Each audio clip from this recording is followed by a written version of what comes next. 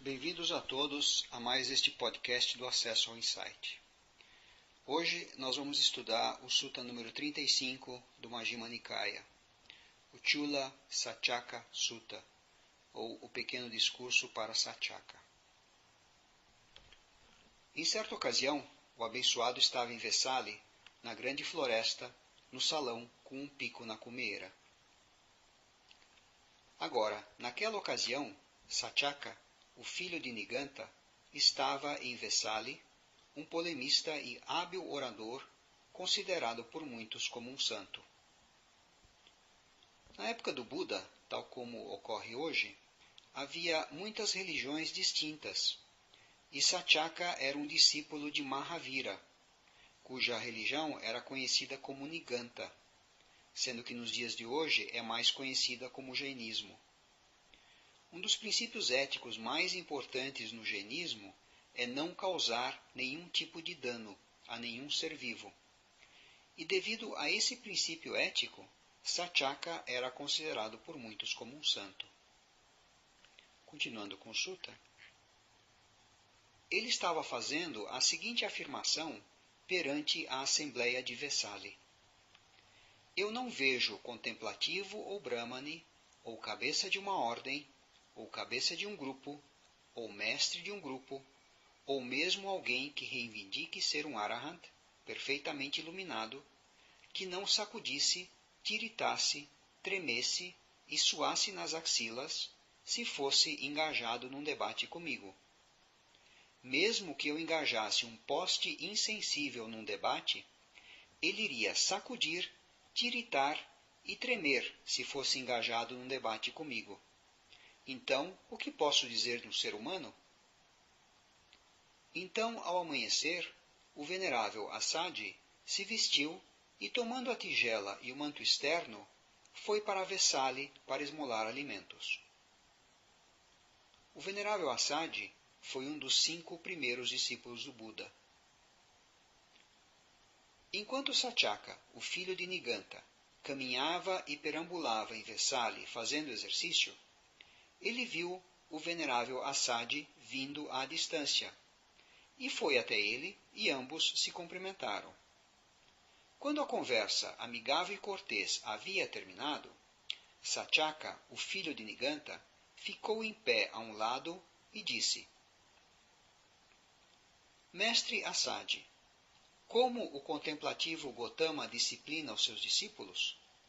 E como, em geral, são apresentadas as instruções do contemplativo Gotama aos seus discípulos? Assim é como o abençoado disciplina os seus discípulos, Agivesana, o nome de clã de Saccaka. E assim é como, em geral, são apresentadas as instruções do abençoado aos seus discípulos. Bhikkhus, a forma material é impermanente, a sensação é impermanente, a percepção é impermanente, as formações são impermanentes, a consciência é impermanente. Bhikkhus, a forma material é não eu, a sensação é não eu, a percepção é não eu, as formações são não eu, a consciência é não eu. Todas as formações são impermanentes, todas as coisas são não eu. Este resumo da doutrina do Buda apresenta apenas 2 das 3 características, ou seja, a impermanência e não eu, e omite a segunda das 3 características, que é dukkha, ou sofrimento. O comentário explica que Asadi omitiu essa segunda característica de modo a evitar que Saccaka tivesse a oportunidade para tentar refutar a doutrina do Buda através de argumentos sobre o que é o sofrimento e o que não é o sofrimento.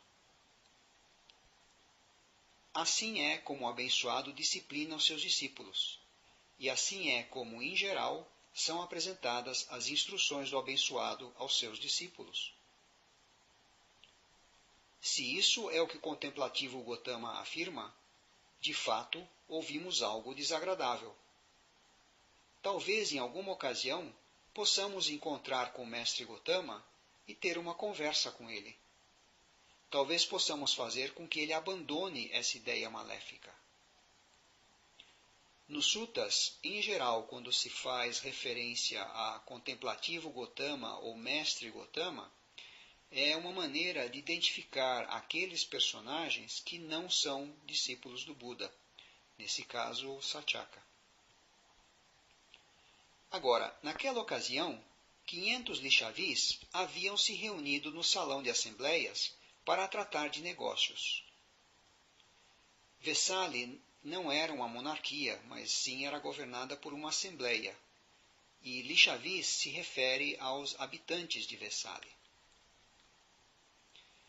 Então Satyaka, o filho de Niganta, foi até eles e disse: Venham, bons lixavis, venham. Hoje haverá uma discussão entre eu e o contemplativo Gotama.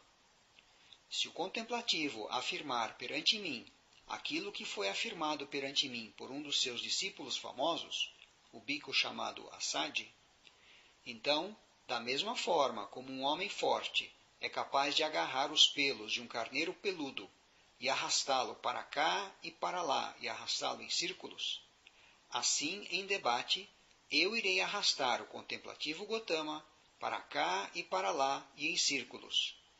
Da mesma forma como um forte cervejeiro é capaz de arremessar uma peneira grande num tanque de água profundo e, agarrando-a pelos cantos, é capaz de arrastá-la para cá e para lá e em círculos, assim, em debate, eu irei arrastar o contemplativo Gotama para cá e para lá e em círculos. Da mesma forma como um forte cervejeiro é capaz de tomar um filtro pelos cantos e agitá-lo para cima e para baixo e dar-lhe pancadas, assim, em debate, eu agitarei o contemplativo Gotama para cima e para baixo e darei pancadas nele. E da mesma forma como um elefante sexagenário é capaz de mergulhar num lago profundo e desfrutar o jogo de lavar o cânhamo, assim, eu desfrutarei o jogo de lavar o cânhamo com o contemplativo Gotama. O comentário explica que as pessoas jogam esse jogo de lavar o cânhamo quando estão preparando o tecido de cânhamo. Elas amarram um punhado de cânhamo virgem, o imergem na água e o golpeiam sobre uma tábua à esquerda, à direita e no meio. Um elefante real teria visto esse jogo e, mergulhando na água, absorveu a água com a tromba e a espargiu sobre a barriga, os dois lados do corpo e a virilha. Venham, bons lixavis, venham. Hoje haverá uma discussão entre eu e o contemplativo Gotama.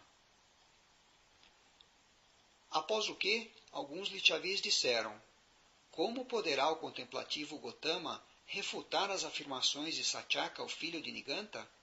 Ao contrário, Satyaka, o filho de Niganta, irá refutar as afirmações do contemplativo Gotama. E alguns lixavis disseram: Quem é Satyaka, o filho de Niganta, para poder refutar as afirmações do abençoado? Ao contrário, o abençoado irá refutar as afirmações de Satyaka, o filho de Niganta. Então, Satyaka, o filho de Niganta, foi junto com 500 lixavis ao salão com um pico na cumeeira na grande floresta. Como pode ser observado, alguns lixavis tinham dúvida se o Buda seria capaz de fazer frente a Satyaka em debate, enquanto que outros tinham confiança no Buda. Esse número de 500 lixavis não deve ser tomado literalmente, mas sim como uma indicação de que era um grande número de pessoas. Continuando com o sutta. Agora, naquela ocasião, muitos bhikkhus estavam caminhando para cá e para lá ao ar livre. Então Satyaka, o filho de Niganta, foi até eles e perguntou: Onde está o mestre Gotama agora, senhores? Queremos ver o mestre Gotama. O abençoado foi para a grande floresta, Agivesana, e está sentado à sombra de uma árvore para passar o resto do dia. Então Satyaka, o filho de Niganta, juntamente com um grande número de lixavis, entrou na grande floresta e foi até o abençoado. Eles se cumprimentaram, e depois que a conversa amigável e cortês havia terminado, ele sentou a um lado. Alguns lichavis homenagearam o abençoado e sentaram a um lado. Alguns trocaram saudações corteses com ele e, após a troca de saudações, sentaram a um lado. Alguns ajuntaram as mãos em respeitosa saudação e sentaram a um lado. Alguns anunciaram o seu nome e clã e sentaram a um lado. Alguns permaneceram em silêncio e sentaram a um lado. Essa descrição aparece em vários suttas e mostra as várias formas que o Buda era cumprimentado. E essas várias formas indicam o grau de relacionamento de cada pessoa com o Buda, desde aqueles que eram os seus discípulos, até outros que não conheciam o Buda ou até mesmo que desconfiavam dele. Quando Satyaka, o filho de Niganta, havia sentado, ele disse para o abençoado: Eu faria uma pergunta ao mestre Gotama acerca de um certo tema, se o mestre Gotama concedesse o favor de uma resposta à minha pergunta. Pergunte o que você quiser, Agivesana. Como o contemplativo Gotama disciplina os seus discípulos? E como, em geral, são apresentadas as instruções do contemplativo Gotama aos seus discípulos? Assim é como disciplino os meus discípulos, Agivesana. E assim é como, em geral, são apresentadas as instruções aos meus discípulos. Bhikkhus, a forma material é impermanente. A sensação é impermanente. A percepção é impermanente. As formações são impermanentes. A consciência é impermanente. Bhikkhus, a forma material é não eu. A sensação é não eu. A percepção é não eu. As formações são não eu. A consciência é não eu. Todas as formações são impermanentes. Todas as coisas são não eu. Um símile me vem à mente, mestre Gotama. Explique o que lhe vem à mente, Agivesana, o abençoado disse. Tal como quando as sementes e plantas, qualquer que seja o seu tipo, crescem, aumentam e amadurecem, todas assim o fazem na dependência da terra, baseadas na terra. E como quando as tarefas extenuantes, qualquer que seja o seu tipo, são feitas, todas são feitas na dependência da terra, baseadas na terra. Assim também, mestre Gotama, uma pessoa tem a forma material como eu, e baseada na forma material, ela produz mérito ou demérito. Uma pessoa tem a sensação como eu, e baseada na sensação, ela produz mérito ou demérito. Uma pessoa tem a percepção como eu, e baseada na percepção, ela produz mérito ou demérito. Uma pessoa tem as formações como eu, e baseada nas formações, ela produz mérito ou demérito. Uma pessoa tem a consciência como eu, e baseada na consciência, ela produz mérito ou demérito. Agivesana, você está afirmando que a forma material é o meu eu, a sensação é o meu eu, a percepção é o meu eu, as formações são o meu eu, a consciência é o meu eu? Eu assim afirmo, mestre Gotama. A forma material é o meu eu, a sensação é o meu eu, a percepção é o meu eu, as formações são o meu eu, a consciência é o meu eu, e assim também o faz esta grande multidão. Ao afirmar que os 5 agregados são eu, ele está, é claro, contradizendo diretamente o ensinamento do Buda sobre anatta, sobre não eu. Ele atribui essa ideia à grande multidão com o pensamento de que a maioria não pode estar equivocada. O que tem essa grande multidão a ver com você, Agivesana? Por favor, limite-se somente à sua própria afirmação. Então, mestre Gotama, eu assim afirmo. A forma material é o meu eu. A sensação é o meu eu. A percepção é o meu eu. As formações são o meu eu. A consciência é o meu eu. Portanto, o argumento de Satyaka é que a terra é a base quando se quer plantar algo. E, portanto, do mesmo modo, o corpo e os demais agregados seriam a base para as ações. Continuando com Sutta. Neste caso, Agivesana, eu lhe farei uma pergunta em retorno. Responda como quiser. O que você pensa, Agivesana? Um nobre rei ungido, por exemplo, o rei Pasenadi de Kosala, ou o rei Ajatasattu Vederiputa de Magadha, exerceria o poder no seu próprio reino para executar aqueles que devem ser executados, multar aqueles que devem ser multados e de banir aqueles que devem ser banidos? Mestre Gotama, um nobre rei ungido, por exemplo, o rei Pasenadi de Kosala, ou o rei Ajatasattu Vederiputa de Magadha, exerceria o poder no seu próprio reino para executar aqueles que devem ser executados, multar aqueles que devem ser multados, e de banir aqueles que devem ser banidos. Pois mesmo aquelas comunidades oligárquicas, tal como os Vadias e os Malias, exercem o poder no seu próprio reino para executar aqueles que devem ser executados, multar aqueles que devem ser multados, e de banir aqueles que devem ser banidos. Então, muito mais um nobre rei ungido, como o rei Pasenadi de Kosala, ou o rei Ajatasattu Vederiputa de Magadha. Ele o exerceria, mestre Gotama, e ele teria dignidade para exercê-lo. O que você pensa, Agivesana? Quando você assim diz, a forma material é o meu eu. Você exerce algum poder como esse sobre essa forma material para poder dizer que a minha forma material seja assim, que a minha forma material não seja assim? Quando isso foi dito, Satyaka, o filho de Niganta, ficou em silêncio.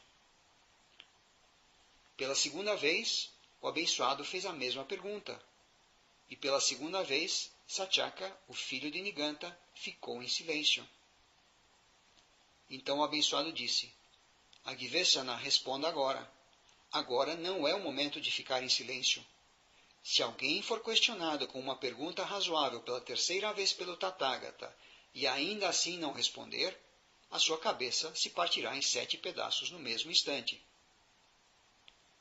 O Buda, neste caso, sugere que os agregados não são o eu, porque lhes falta uma das características essenciais da individualidade, a de serem afetados pelo exercício da vontade. Aquilo que não está sujeito a ser controlado pela vontade não pode ser identificado como o meu eu. Satyaka não responde porque ele não pode dizer que tem esse poder. Continuando com Sutta.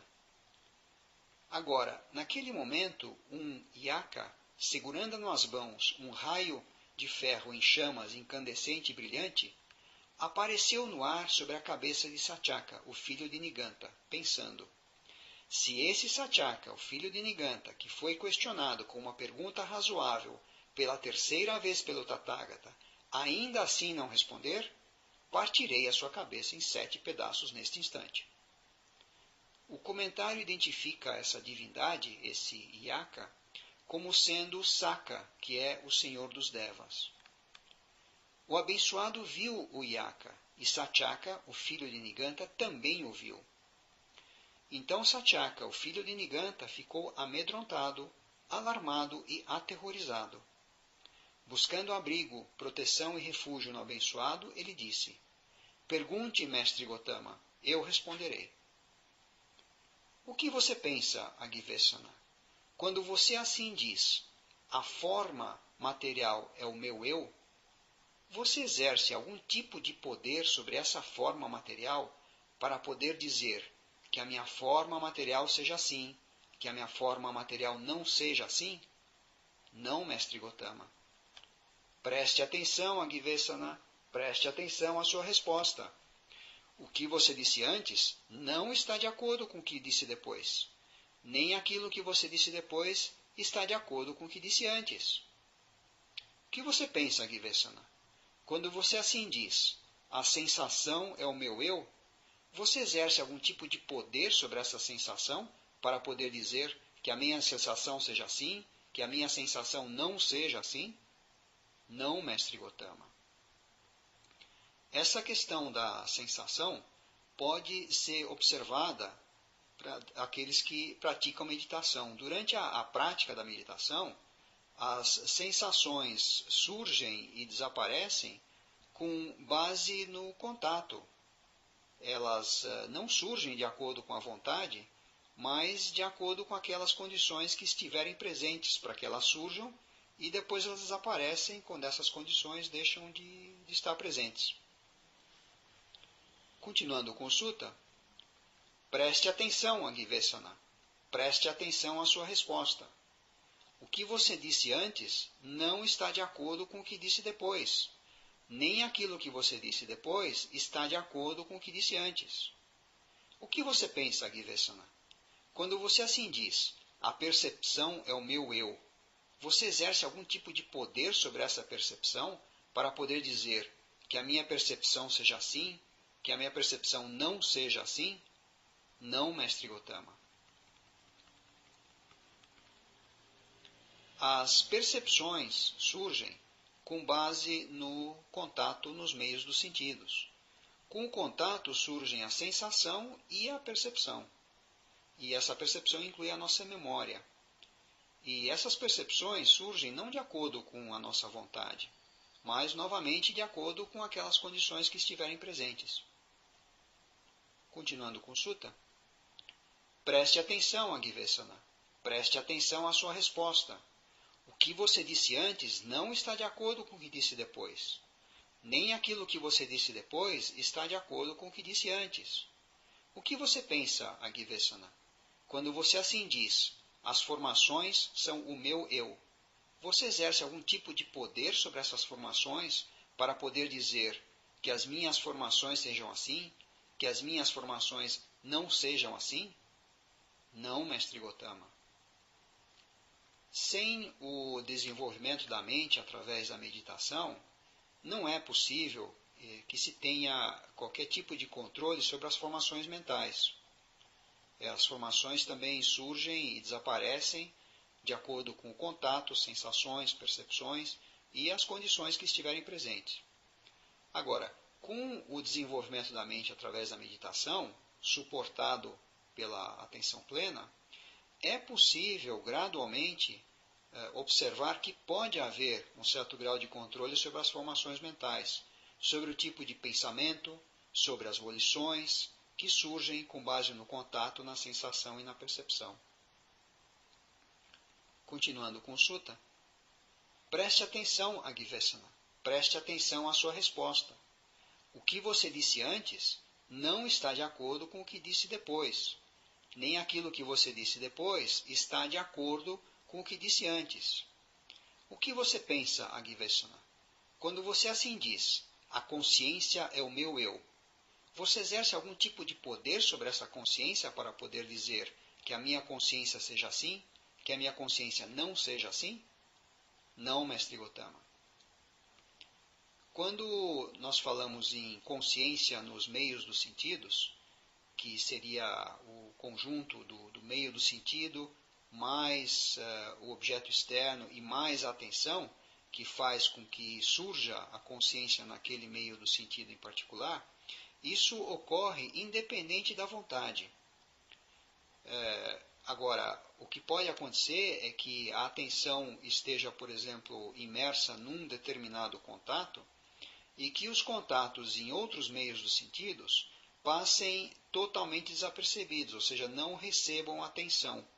E nesse caso, a consciência naquele meio do sentido não vai surgir. Um exemplo que pode ser dado é aquilo que pode ser experimentado em algum tipo de atividade no qual a atenção esteja totalmente ocupada, como por exemplo um filme de ação ou suspense. Continuando com o sutta, preste atenção, Agivesana, preste atenção à sua resposta. O que você disse antes não está de acordo com o que disse depois. Nem aquilo que você disse depois está de acordo com o que disse antes. O que você pensa, Agivesana? A forma material é permanente ou impermanente? Impermanente, mestre Gotama. Aquilo que é impermanente é sofrimento ou felicidade? Sofrimento, mestre Gotama. Aquilo que é impermanente, sofrimento e sujeito à mudança, é adequado que seja assim considerado? Isto é meu, isto sou eu, isto é o meu eu? Não, mestre Gotama. O que você pensa, Agivesana? A sensação é permanente ou impermanente? A percepção é permanente ou impermanente? As formações são permanentes ou impermanentes? A consciência é permanente ou impermanente? Impermanente, mestre Gotama. Aquilo que é impermanente é sofrimento ou felicidade? Sofrimento, mestre Gotama. Aquilo que é impermanente, sofrimento e sujeito à mudança, é adequado que seja assim considerado? Isto é meu, isto sou eu, isto é o meu eu? Não, mestre Gotama. Este ensinamento sobre os 5 agregados, que são o corpo e a mente, dividida em sensação, percepção, formações mentais e consciência, como impermanentes, sofrimento e não eu, segue o mesmo roteiro que o Buda empregou no seu 2º discurso, que é o Anatta Lakkhana Sutta. E esse discurso foi proferido para os 5 primeiros discípulos do Buda. E depois desse discurso, os 5 discípulos realizaram a iluminação. Nesse discurso, o Buda diz o seguinte: a forma, bhikkhus, é não eu. Pois, bhikkhus, se a forma fosse o eu, essa forma não conduziria ao sofrimento. E seria possível obter da forma que a minha forma seja assim, que a minha forma não seja assim. Mas porque a forma é não eu, a forma conduz ao sofrimento. E não é possível obter da forma que a minha forma seja assim, que a minha forma não seja assim. O exemplo mais evidente disso são as enfermidades e o envelhecimento. Quer gostemos ou não, o corpo está sujeito a ficar doente e a envelhecer. E isso acontece totalmente independente da nossa vontade. O grau de controle que nós temos é limitado e sempre temporário. Nós podemos fazer alguns ajustes e exercer algum grau de controle.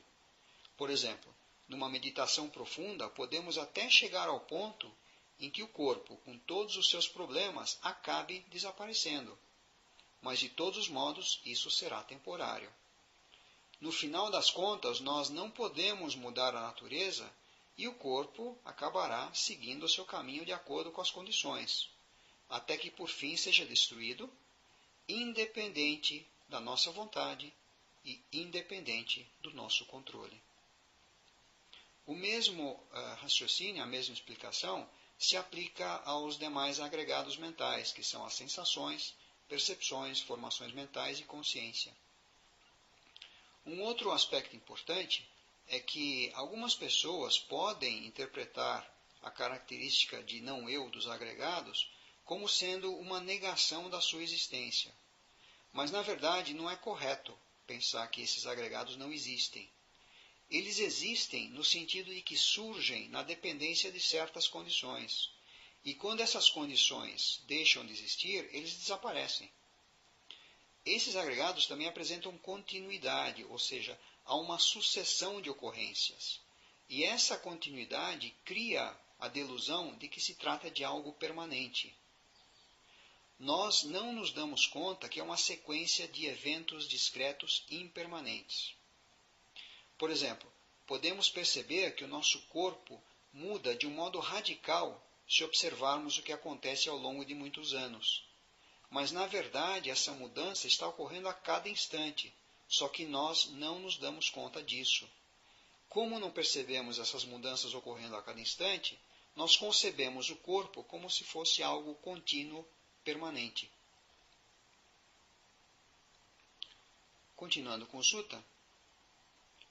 O que você pensa, Agivesana, quando alguém adere ao sofrimento, recorre ao sofrimento, se agarra ao sofrimento e considera aquilo que é sofrimento assim: isto é meu, isto sou eu, isto é o meu eu? Seria ele capaz de entender completamente o sofrimento ou permanecer com o sofrimento totalmente destruído? Como poderia ser, mestre Gotama? Não, mestre Gotama. O que você pensa, Agivesana? Em sendo assim, você então adere ao sofrimento, recorre ao sofrimento, se agarra ao sofrimento e considera aquilo que é sofrimento assim: isto é meu, isto sou eu, isto é o meu eu? Como não poderia ser, mestre Gotama? Sim, mestre Gotama. Os 5 agregados são chamados de sofrimento porque são impermanentes, ou seja, estão sujeitos à mudança e alteração e não estão sujeitos ao exercício da vontade. É como se um homem que precisasse de madeira, procurasse madeira, perambulasse em busca de madeira, pegasse um machado afiado e entrasse na floresta. Lá ele veria uma grande bananeira, ereta, jovem, sem frutos. Então ele a cortaria pela raiz, removeria a coroa e desenrolaria as folhas que envolvem o tronco. Mas ao desenrolar as folhas do tronco, ele não encontra nem alburno e muito menos madeira. Assim também, Agivesana, quando você é pressionado, questionado e interrogado por mim acerca da sua afirmação, você se revela vazio, oco e equivocado. Mas foi você quem fez esta afirmativa perante a Assembleia de Vesali. Eu não vejo o contemplativo ou Brahmane, ou cabeça de ordem, ou cabeça de grupo, ou mestre de grupo, ou mesmo alguém que reivindique ser um Arahat perfeitamente iluminado, que não sacudisse, tiritasse, tremesse e suasse nas axilas, se fosse engajado num debate comigo. Mesmo se eu engajasse um poste insensível num debate, este iria sacudir, tiritar e tremer, se fosse engajado num debate comigo. Então, o que posso dizer de um ser humano? Agora, na sua testa há gotas de suor, e estas encharcaram o seu manto superior e caíram no solo. Mas no meu corpo agora não há suor. E o abençoado revelou o seu corpo com a tez dourada para toda a assembleia. Quando isso foi dito, Satyaka, o filho de Niganta, permaneceu sentado em silêncio, consternado, com os ombros caídos e a cabeça baixa, deprimido e sem resposta. Então, Dumukha, o filho dos Lichavis, vendo Satyaka, o filho de Niganta, em tal condição, disse para o abençoado: um símile me vem à mente, mestre Gotama. Explique o que lhe vem à mente, Dumukha. Suponha, venerável senhor, que não distante de um vilarejo ou cidade houvesse uma lagoa com um caranguejo. Então, um grupo de meninos e meninas saíssem do vilarejo ou cidade, indo até a lagoa, entrassem na água e tirassem um caranguejo da água e colocassem sobre a terra firme. E sempre que o caranguejo estendesse uma perna, eles a cortassem, quebrassem e esmagassem com paus e pedras. De modo que o caranguejo, tendo todas as pernas cortadas, quebradas e esmagadas, seria incapaz de regressar à lagoa.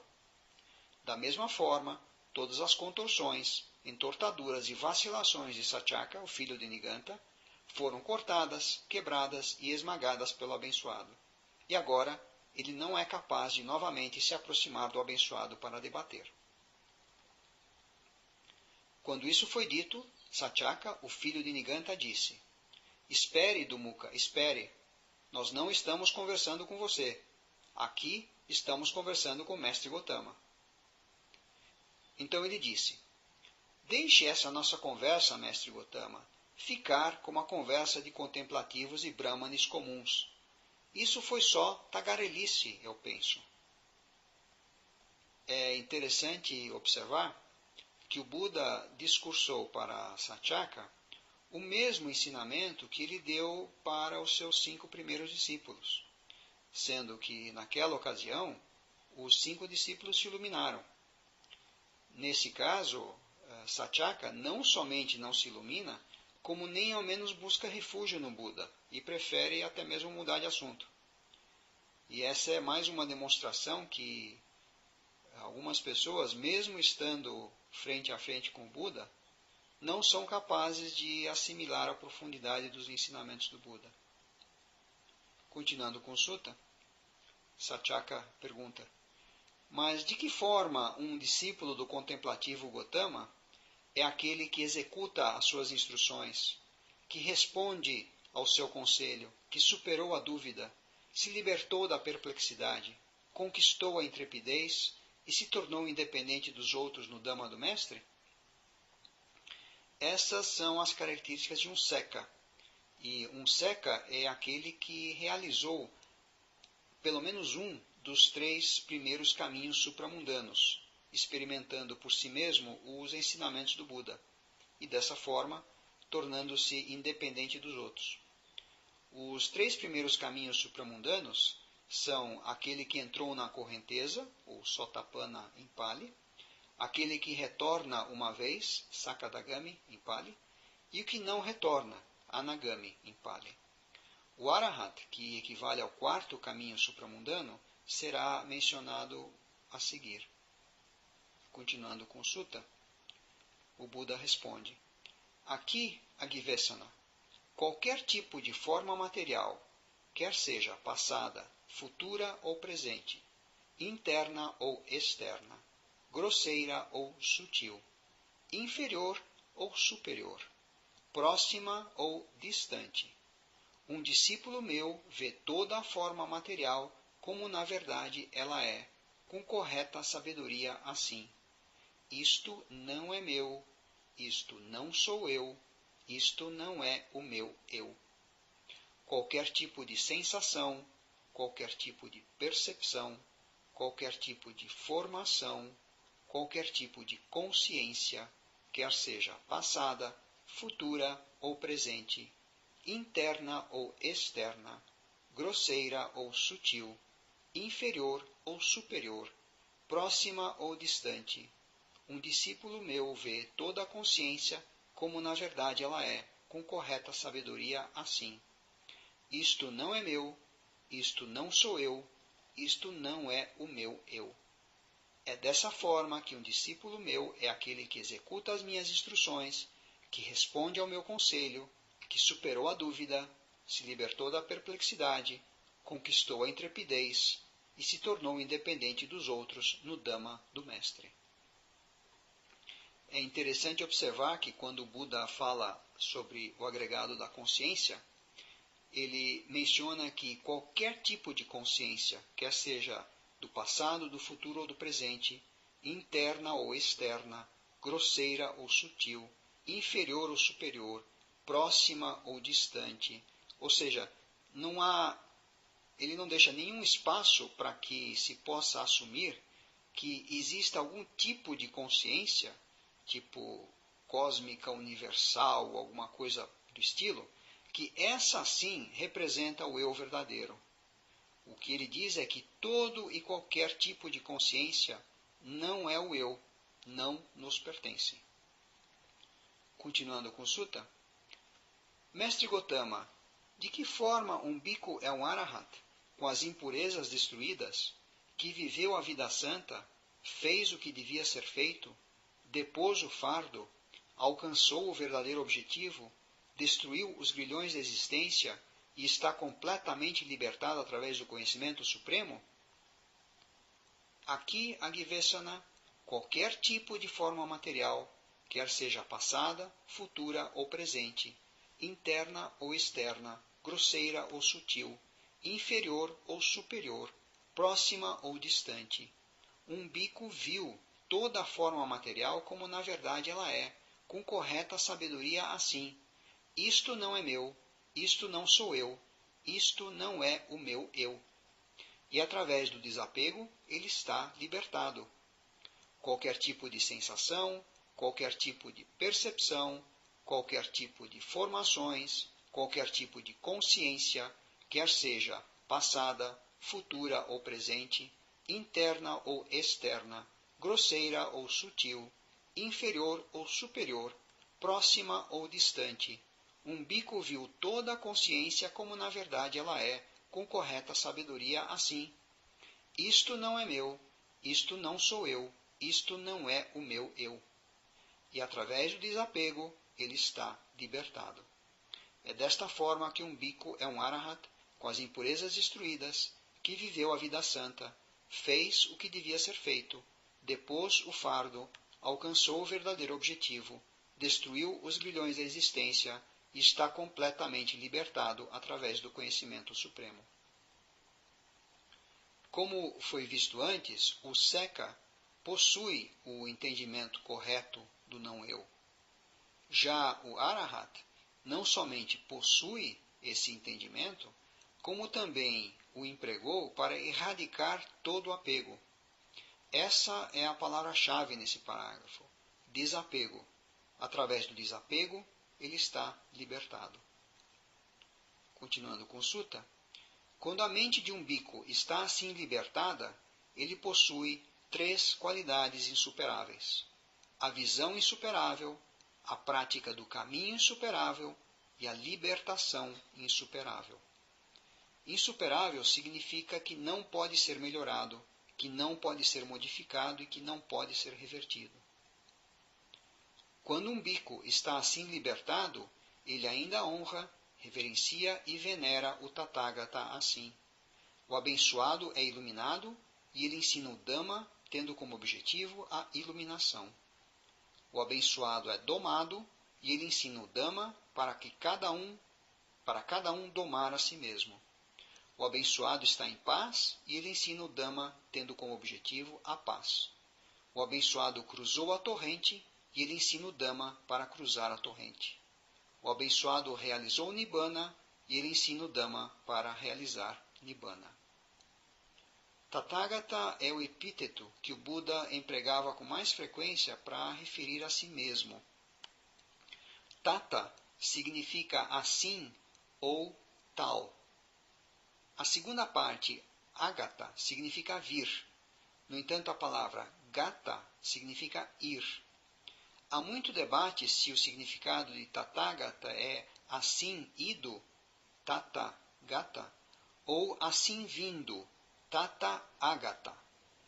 Os comentadores em Pali explicam o Tathagata como aquele que veio para o nosso meio, trazendo a mensagem do imortal, para o qual ele foi através da sua própria prática do caminho. No Loka Sutta, da coleção Itivuttaka, o Buda expande um pouco o significado de Tathagata. O link para esse sutta está na página do podcast. Continuando com o sutta, quando isso foi dito, Satyaka, o filho de Niganta, respondeu: Mestre Gotama, fomos atrevidos e imprudentes em pensar que poderíamos atacar o mestre Gotama num debate. Um homem poderia atacar um elefante louco e se sentir seguro. No entanto, ele não poderia atacar o mestre Gotama e se sentir seguro. Um homem poderia atacar uma massa de fogo incandescente e se sentir seguro. No entanto, ele não poderia atacar o mestre Gotama e se sentir seguro. Um homem poderia atacar uma terrível cobra venenosa e se sentir seguro. No entanto, ele não poderia atacar o mestre Gotama e se sentir seguro. Fomos atrevidos e imprudentes em pensar que poderíamos atacar o mestre Gotama num debate. Que o abençoado, junto com a sanga dos bicos, concorde em aceitar a refeição de amanhã. O abençoado consentiu em silêncio. O Buda permanece impassível e sereno. Em outros suttas, o Buda menciona que quem critica ou quem elogia apenas está criticando ou elogiando os 5 agregados, e não há por que ficar agitado com os elogios ou as críticas.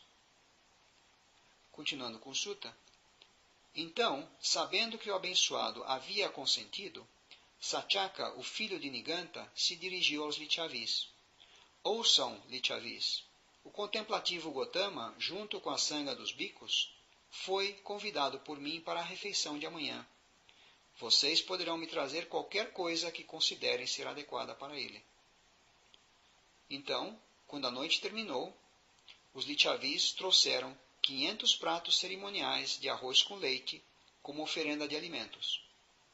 Então Satyaka, o filho de Niganta, preparou vários tipos de boa comida no seu próprio parque e anunciou a hora para o abençoado. É hora, mestre Gotama, a refeição está pronta. Então, ao amanhecer, o abençoado se vestiu e, tomando a sua tigela e o manto externo, ele foi junto com a sanga dos bicos para o parque de Satyaka, o filho de Niganta, e sentou no assento que havia sido preparado.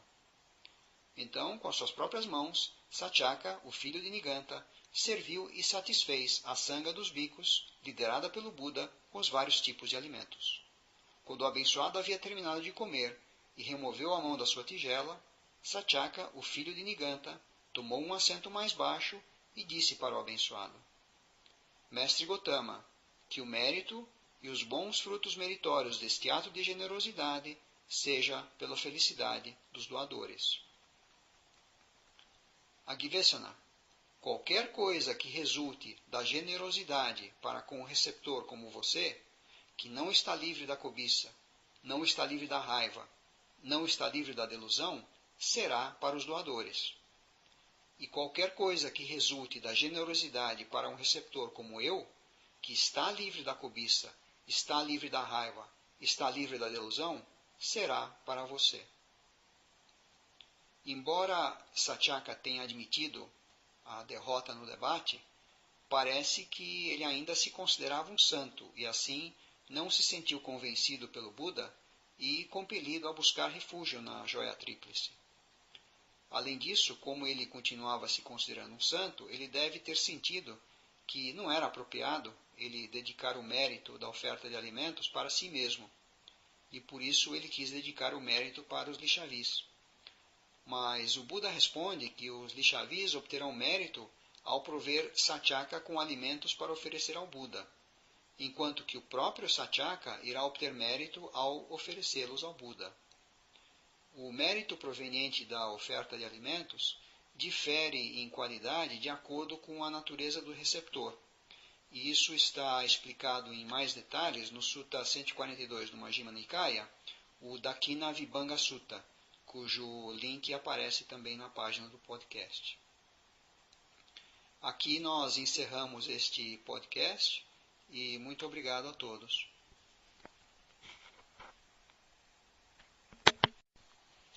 Bem-vindos a todos a mais este podcast do Acesso ao Insight. Hoje nós vamos estudar o Sutta número 35 do Majjhima Nikaya, o Chula Satyaka Sutta, ou o Pequeno Discurso para Satyaka. Em certa ocasião, o abençoado estava em Vesali, na grande floresta, no salão com um pico na cumeira. Agora, naquela ocasião, Satyaka, o filho de Niganta, estava em Vesali, um polemista e hábil orador, considerado por muitos como um santo. Na época do Buda, tal como ocorre hoje, havia muitas religiões distintas, e Satyaka era um discípulo de Mahavira, cuja religião era conhecida como Niganta, sendo que nos dias de hoje é mais conhecida como jainismo. Um dos princípios éticos mais importantes no jainismo é não causar nenhum tipo de dano a nenhum ser vivo. E devido a esse princípio ético, Satyaka era considerado por muitos como um santo. Continuando com o Sutta, ele estava fazendo a seguinte afirmação perante a Assembleia de Vesali: Eu não vejo contemplativo ou brahmane, ou cabeça de uma ordem, ou cabeça de um grupo, ou mestre de um grupo, ou mesmo alguém que reivindique ser um arahant, perfeitamente iluminado, que não sacudisse, tiritasse, tremesse e suasse nas axilas, se fosse engajado num debate comigo.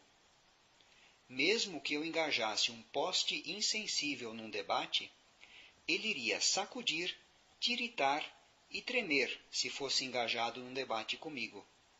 Então, o que posso dizer de um ser humano? Então, ao amanhecer, o venerável Assad se vestiu e, tomando a tigela e o manto externo, foi para Vessale para esmolar alimentos. O venerável Assad foi um dos 5 primeiros discípulos do Buda. Enquanto Satyaka, o filho de Niganta, caminhava e perambulava em Vessale fazendo exercício, ele viu o venerável Assad vindo à distância, e foi até ele e ambos se cumprimentaram. Quando a conversa amigável e cortês havia terminado, Satyaka, o filho de Niganta, ficou em pé a um lado e disse: Mestre Assad, como o contemplativo Gotama disciplina os seus discípulos? E como, em geral, são apresentadas as instruções do contemplativo Gotama aos seus discípulos? Assim é como o abençoado disciplina os seus discípulos, Agivesana, o nome de clã de Satyaka. E assim é como, em geral, são apresentadas as instruções do abençoado aos seus discípulos. Bhikkhus, a forma material é impermanente, a sensação é impermanente, a percepção é impermanente, as formações são impermanentes, a consciência é impermanente. Bhikkhus, a forma material é não eu, a sensação é não eu, a percepção é não eu, as formações são não eu, a consciência é não eu. Todas as formações são impermanentes, todas as coisas são não eu. Este resumo da doutrina do Buda apresenta apenas 2 das 3 características, ou seja, a impermanência e não eu, e omite a segunda das 3 características, que é dukkha, ou sofrimento. O comentário explica que Assad omitiu essa segunda característica de modo a evitar que Satyaka tivesse a oportunidade para tentar refutar a doutrina do Buda através de argumentos sobre o que é o sofrimento e o que não é o sofrimento.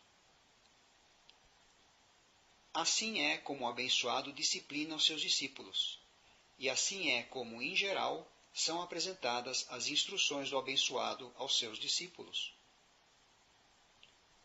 Se isso é o que o contemplativo Gotama afirma, de fato, ouvimos algo desagradável. Talvez, em alguma ocasião, possamos encontrar com o mestre Gotama e ter uma conversa com ele. Talvez possamos fazer com que ele abandone essa ideia maléfica. Nos suttas, em geral, quando se faz referência a contemplativo Gotama ou mestre Gotama, é uma maneira de identificar aqueles personagens que não são discípulos do Buda, nesse caso, Satyaka. Agora, naquela ocasião, 500 lixavis haviam se reunido no salão de assembleias para tratar de negócios. Vessale não era uma monarquia, mas sim era governada por uma assembleia, e lixavis se refere aos habitantes de Vessale. Então Satyaka, o filho de Niganta, foi até eles e disse: Venham, bons lixavis, venham. Hoje haverá uma discussão entre eu e o contemplativo Gotama. Se o contemplativo afirmar perante mim aquilo que foi afirmado perante mim por um dos seus discípulos famosos, o bhikkhu chamado Assad, então, da mesma forma como um homem forte é capaz de agarrar os pelos de um carneiro peludo e arrastá-lo para cá e para lá e arrastá-lo em círculos, assim, em debate, eu irei arrastar o contemplativo Gotama para cá e para lá e em círculos. Da mesma forma como um forte cervejeiro é capaz de arremessar uma peneira grande num tanque de água profundo e agarrando-a pelos cantos, é capaz de arrastá-la para cá e para lá em círculos, assim, em debate, eu irei arrastar o contemplativo Gotama para cá e para lá e em círculos. Da mesma forma como um forte cervejeiro é capaz de tomar um filtro pelos cantos e agitá-lo para cima e para baixo e dar-lhe pancadas, assim, em debate, eu agitarei o contemplativo Gotama para cima e para baixo e darei pancadas nele. E da mesma forma como um elefante sexagenário é capaz de mergulhar num lago profundo e desfrutar o jogo de lavar o cânhamo, assim eu desfrutarei o jogo de lavar o cânhamo com o contemplativo Gotama. O comentário explica que as pessoas jogam esse jogo de lavar o cânhamo quando estão preparando o tecido de cânhamo. Elas amarram um punhado de cânhamo virgem, o imergem na água e o golpeiam sobre uma tábua à esquerda, à direita e no meio. Um elefante real teria visto esse jogo e, mergulhando na água, absorveu a água com a tromba e a espargiu sobre a barriga, os dois lados do corpo e a virilha. Venham, bons Lichavis, venham. Hoje haverá uma discussão entre eu e o contemplativo Gotama. Após o que, alguns Lichavis disseram: como poderá o contemplativo Gotama refutar as afirmações de Satyaka, o filho de Niganta? Ao contrário, Satyaka, o filho de Niganta, irá refutar as afirmações do contemplativo Gotama. E alguns Lichavis disseram: quem é Satyaka, o filho de Niganta, para poder refutar as afirmações do abençoado? Ao contrário, o abençoado irá refutar as afirmações de Satyaka, o filho de Niganta. Então, Satyaka, o filho de Niganta, foi junto com 500 Lichavis ao salão com um pico na cumeeira na grande floresta. Como pode ser observado, alguns Lichavis tinham dúvida se o Buda seria capaz de fazer frente a Satyaka em debate, enquanto que outros tinham confiança no Buda. Esse número de 500 Lichavis não deve ser tomado literalmente, mas sim como uma indicação de que era um grande número de pessoas. Continuando com o sutta. Agora, naquela ocasião, muitos bhikkhus estavam caminhando para cá e para lá ao ar livre. Então Satyaka, o filho de Niganta, foi até eles e perguntou: onde está o mestre Gotama agora, senhores? Queremos ver o mestre Gotama. O abençoado foi para a grande floresta, Agivesana, e está sentado à sombra de uma árvore para passar o resto do dia. Então Satyaka, o filho de Niganta, juntamente com um grande número de Lichavis, entrou na grande floresta e foi até o abençoado. Eles se cumprimentaram e, depois que a conversa amigável e cortês havia terminado, ele sentou a um lado. Alguns Lichavis homenagearam o abençoado e sentaram a um lado. Alguns trocaram saudações corteses com ele e, após a troca de saudações, sentaram a um lado. Alguns ajuntaram as mãos em respeitosa saudação e sentaram a um lado. Alguns anunciaram o seu nome e clã e sentaram a um lado. Alguns permaneceram em silêncio e sentaram a um lado.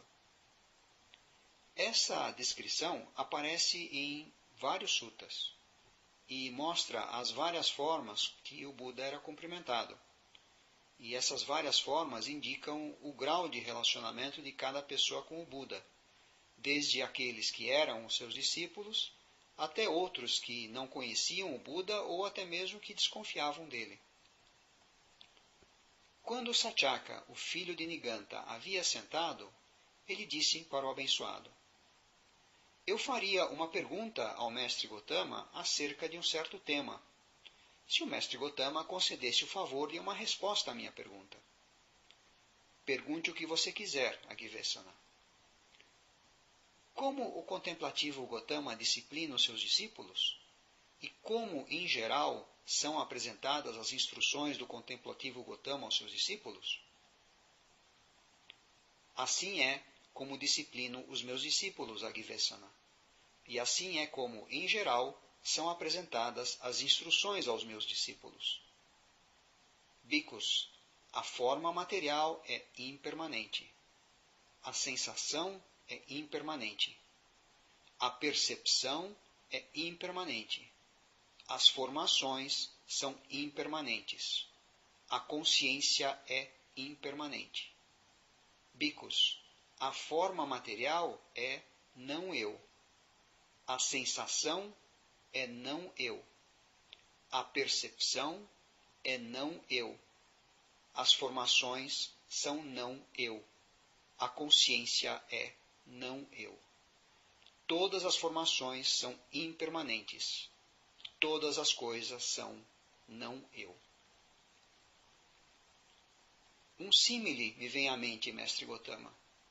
Explique o que lhe vem à mente, Agivesana, o abençoado disse. Tal como quando as sementes e plantas, qualquer que seja o seu tipo, crescem, aumentam e amadurecem, todas assim o fazem na dependência da terra, baseadas na terra. E como quando as tarefas extenuantes, qualquer que seja o seu tipo, são feitas, todas são feitas na dependência da terra, baseadas na terra. Assim também, mestre Gotama, uma pessoa tem a forma material como eu, e baseada na forma material, ela produz mérito ou demérito. Uma pessoa tem a sensação como eu, e baseada na sensação, ela produz mérito ou demérito. Uma pessoa tem a percepção como eu, e baseada na percepção, ela produz mérito ou demérito. Uma pessoa tem as formações como eu, e baseada nas formações, ela produz mérito ou demérito. Uma pessoa tem a consciência como eu, e baseada na consciência, ela produz mérito ou demérito. Agivesana, você está afirmando que a forma material é o meu eu, a sensação é o meu eu, a percepção é o meu eu, as formações são o meu eu, a consciência é o meu eu? Eu assim afirmo, mestre Gotama. A forma material é o meu eu, a sensação é o meu eu, a percepção é o meu eu, as formações são o meu eu, a consciência é o meu eu, e assim também o faz esta grande multidão. Ao afirmar que os 5 agregados são eu, ele está, é claro, contradizendo diretamente o ensinamento do Buda sobre anatta, sobre não eu. Ele atribui essa ideia à grande multidão com o pensamento de que a maioria não pode estar equivocada.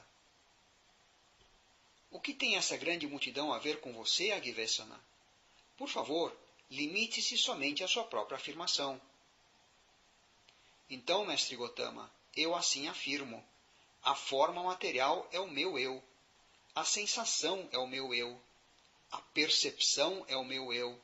As formações são o meu eu. A consciência é o meu eu.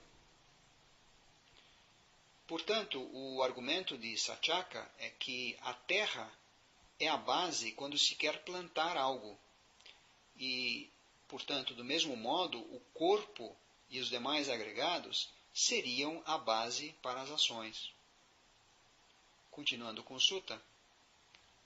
Neste caso, Agivesana, eu lhe farei uma pergunta em retorno. Responda como quiser. O que você pensa, Agivesana? Um nobre rei ungido, por exemplo, o rei Pasenadi de Kosala, ou o rei Ajatasattu Vederiputa de Magadha, exerceria o poder no seu próprio reino para executar aqueles que devem ser executados, multar aqueles que devem ser multados e de banir aqueles que devem ser banidos? Mestre Gotama, um nobre rei ungido, por exemplo, o rei Pasenadi de Kosala, ou o rei Ajatasattu Vederiputa de Magadha, exerceria o poder no seu próprio reino para executar aqueles que devem ser executados, multar aqueles que devem ser multados, e de banir aqueles que devem ser banidos. Pois mesmo aquelas comunidades oligárquicas, tal como os Vadias e os Malhas, exerce um poder no seu próprio reino para executar aqueles que devem ser executados, multar aqueles que devem ser multados e de banir aqueles que devem ser banidos. Então, muito mais um nobre rei ungido, como o rei Pasena de Kosala, ou o rei Ajatasattu Vederiputa de Magadha. Ele o exerceria, mestre Gotama, e ele teria dignidade para exercê-lo. O que você pensa, Agivesana, quando você assim diz? A forma material é o meu eu. Você exerce algum poder como esse sobre essa forma material para poder dizer que a minha forma material seja assim, que a minha forma material não seja assim? Quando isso foi dito, Satyaka, o filho de Niganta, ficou em silêncio. Pela segunda vez, o abençoado fez a mesma pergunta. E pela segunda vez, Satyaka, o filho de Niganta, ficou em silêncio. Então o abençoado disse, Agivesana, responda agora. Agora não é o momento de ficar em silêncio. Se alguém for questionado com uma pergunta razoável pela terceira vez pelo Tathagata e ainda assim não responder, a sua cabeça se partirá em 7 pedaços no mesmo instante. O Buda, neste caso, sugere que os agregados não são o eu, porque lhes falta uma das características essenciais da individualidade, a de serem afetados pelo exercício da vontade. Aquilo que não está sujeito a ser controlado pela vontade não pode ser identificado como o meu eu. Satyaka não responde porque ele não pode dizer que tem esse poder. Continuando com o sutta. Agora, naquele momento, um yaka, segurando nas mãos um raio de ferro em chamas incandescente e brilhante, apareceu no ar sobre a cabeça de Satyaka, o filho de Niganta, pensando, se esse Satyaka, o filho de Niganta, que foi questionado com uma pergunta razoável pela terceira vez pelo Tathagata, ainda assim não responder, partirei a sua cabeça em 7 pedaços neste instante. O comentário identifica essa divindade, esse Yaka, como sendo Saka, que é o senhor dos Devas. O abençoado viu o Yaka, e Satyaka, o filho de Niganta, também o viu. Então Satyaka, o filho de Niganta, ficou amedrontado, alarmado e aterrorizado. Buscando abrigo, proteção e refúgio no abençoado, ele disse, pergunte, mestre Gotama, eu responderei. O que você pensa, Agivesana, quando você assim diz, a forma material é o meu eu? Você exerce algum tipo de poder sobre essa forma material para poder dizer que a minha forma material seja assim, que a minha forma material não seja assim? Não, mestre Gotama. Preste atenção, Agivesana, preste atenção à sua resposta. O que você disse antes não está de acordo com o que disse depois. Nem aquilo que você disse depois está de acordo com o que disse antes. O que você pensa, Agivesana? Quando você assim diz, a sensação é o meu eu, você exerce algum tipo de poder sobre essa sensação para poder dizer que a minha sensação seja assim, que a minha sensação não seja assim? Não, mestre Gotama. Essa questão da sensação pode ser observada para aqueles que praticam meditação. Durante a prática da meditação, as sensações surgem e desaparecem com base no contato. Elas não surgem de acordo com a vontade, mas de acordo com aquelas condições que estiverem presentes para que elas surjam e depois elas desaparecem quando essas condições deixam de estar presentes. Continuando com o sutta, preste atenção, Agivesana, preste atenção à sua resposta. O que você disse antes não está de acordo com o que disse depois. Nem aquilo que você disse depois está de acordo com o que disse antes. O que você pensa, Agivesana? Quando você assim diz, a percepção é o meu eu, você exerce algum tipo de poder sobre essa percepção para poder dizer que a minha percepção seja assim, que a minha percepção não seja assim? Não, mestre Gotama. As percepções surgem com base no contato nos meios dos sentidos. Com o contato surgem a sensação e a percepção. E essa percepção inclui a nossa memória.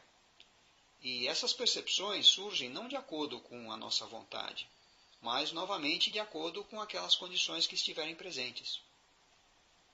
Continuando com Sutta. Preste atenção, Agivesana. Preste atenção à sua resposta. O que você disse antes não está de acordo com o que disse depois. Nem aquilo que você disse depois está de acordo com o que disse antes. O que você pensa, Agivesana? Quando você assim diz, as formações são o meu eu, você exerce algum tipo de poder sobre essas formações para poder dizer que as minhas formações sejam assim, que as minhas formações não sejam assim? Não, mestre Gotama. Sem o desenvolvimento da mente através da meditação, não é possível que se tenha qualquer tipo de controle sobre as formações mentais. As formações também surgem e desaparecem de acordo com o contato, sensações, percepções e as condições que estiverem presentes.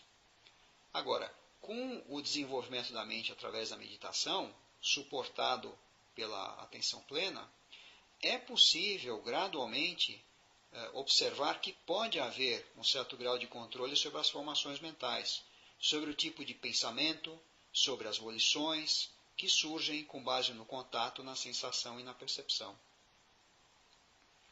Continuando com Sutta. Preste atenção, Agivesana. Preste atenção à sua resposta. O que você disse antes não está de acordo com o que disse depois. Nem aquilo que você disse depois está de acordo com o que disse antes. O que você pensa, Agivesana?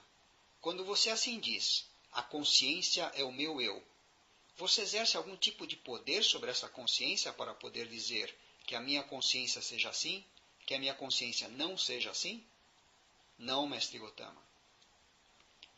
Quando nós falamos em consciência nos meios dos sentidos, que seria o conjunto do meio do sentido, mais o objeto externo e mais a atenção, que faz com que surja a consciência naquele meio do sentido em particular, isso ocorre independente da vontade. Agora, o que pode acontecer é que a atenção esteja, por exemplo, imersa num determinado contato e que os contatos em outros meios dos sentidos passem totalmente desapercebidos, ou seja, não recebam atenção. E nesse caso, a consciência naquele meio do sentido não vai surgir. Um exemplo que pode ser dado é aquilo que pode ser experimentado em algum tipo de atividade no qual a atenção esteja totalmente ocupada, como por exemplo um filme de ação ou suspense. Continuando com o Sutta. Preste atenção, Agivesana, preste atenção à sua resposta. O que você disse antes não está de acordo com o que disse depois. Nem aquilo que você disse depois está de acordo com o que disse antes. O que você pensa, Agivesana? A forma material é permanente ou impermanente? Impermanente, mestre Gotama. Aquilo que é impermanente é sofrimento ou felicidade? Sofrimento, mestre Gotama.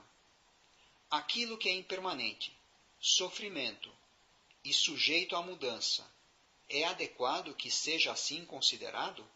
Isto é meu, isto sou eu, isto é o meu eu?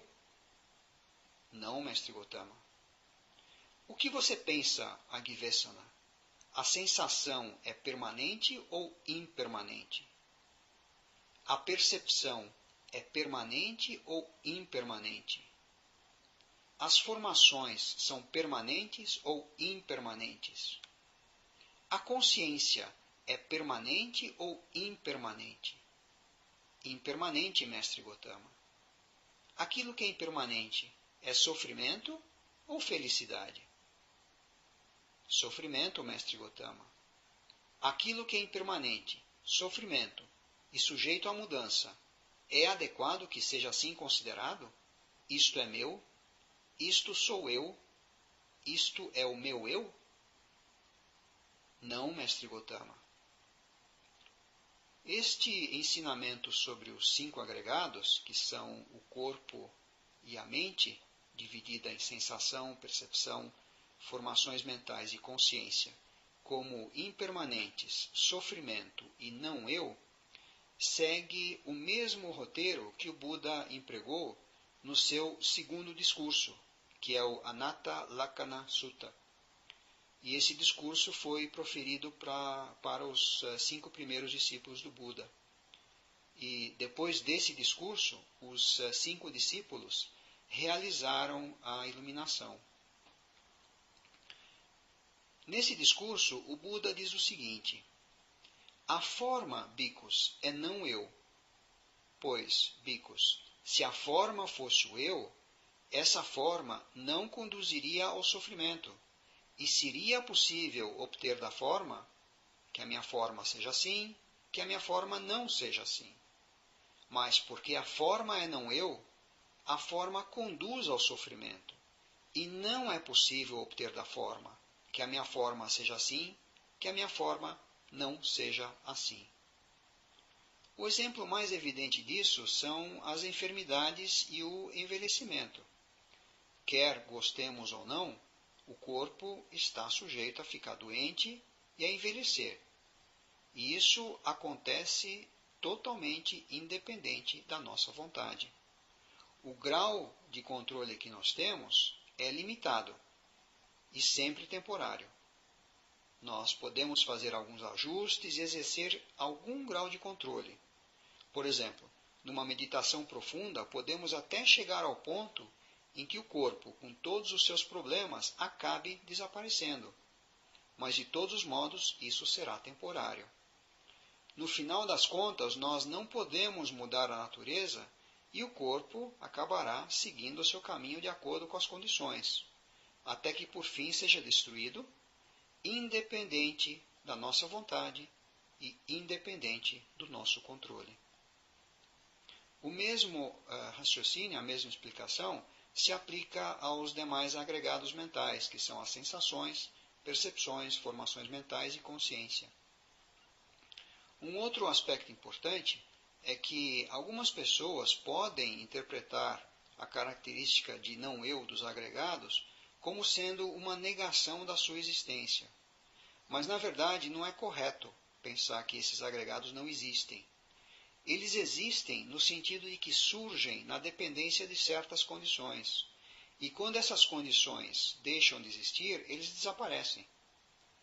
Esses agregados também apresentam continuidade, ou seja, há uma sucessão de ocorrências. E essa continuidade cria a delusão de que se trata de algo permanente. Nós não nos damos conta que é uma sequência de eventos discretos impermanentes. Por exemplo, podemos perceber que o nosso corpo muda de um modo radical se observarmos o que acontece ao longo de muitos anos. Mas, na verdade, essa mudança está ocorrendo a cada instante, só que nós não nos damos conta disso. Como não percebemos essas mudanças ocorrendo a cada instante, nós concebemos o corpo como se fosse algo contínuo, permanente. Continuando com o Sutta.